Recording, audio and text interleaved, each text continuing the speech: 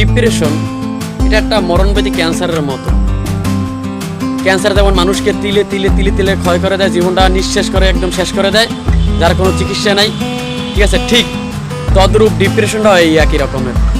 Depression একটা মানুষকে একদম তিলে তিলে তিলে তিলে তিলে ক্ষয় করে দেয়। একটা মানুষ যখন ডিপ্রেশনে পড়ে, ফ্যামিলির চাপে হোক বা মানসিক যে কোনো একটা চাপে হোক না কেন, দেখবেন ডিপ্রেশন মানুষকে তিলে তিলে একদম শেষ করে দেয়, ঠিক আছে।